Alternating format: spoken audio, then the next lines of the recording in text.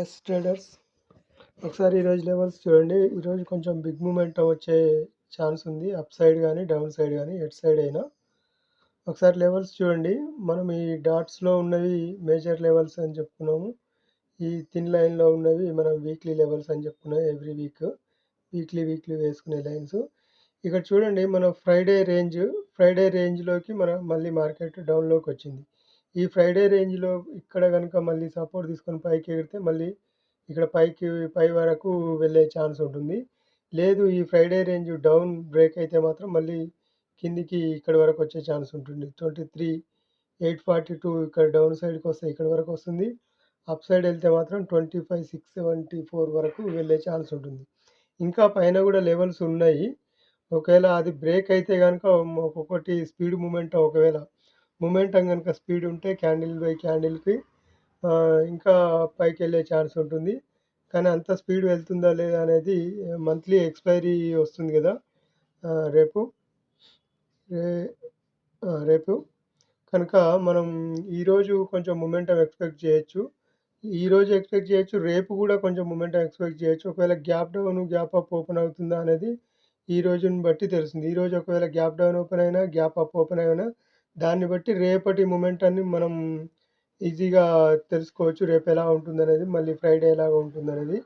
ఎందుకు ఎలాగ ఉంటుంది అంటే, నిన్న ఫ్రైడే క్లోజ్ అయిన తర్వాత చూడండి ఒకసారి. ఫ్రైడే క్లోజ్ అయిపోయిన తర్వాత 2 డేస్ మార్కెట్ అయిపోయింది. మండే, ట్యూస్డే అయిపోయింది. ఈరోజు వెడ్నెస్డే.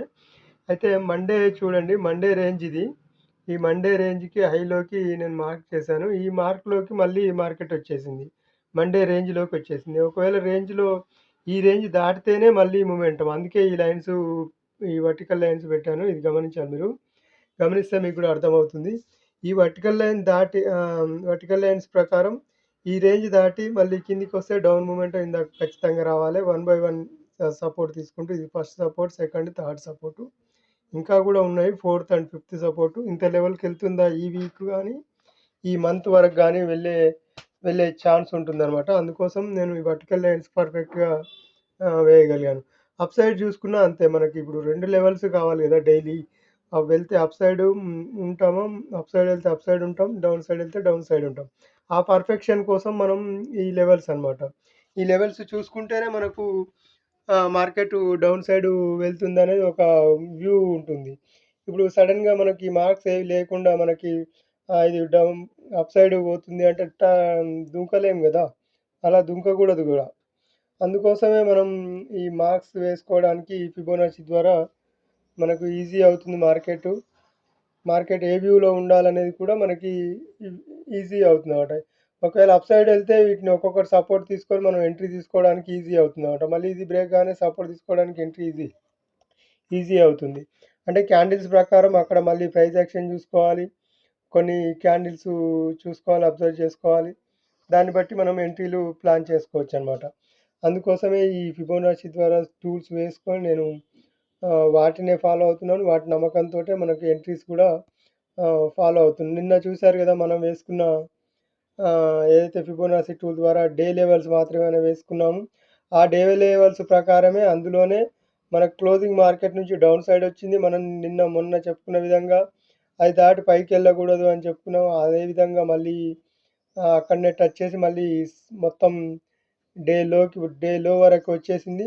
మళ్ళీ డే లో దగ్గర కూడా చూడండి, 15 minutesలో ఇక్కడ పియర్సింగ్ క్యాండిల్ అండ్ అబోవ్ ఇంకా మంచిగా, ఇంకా స్ట్రాంగ్ క్యాండిల్ బ్రేక్ అయితే బాగుండేది.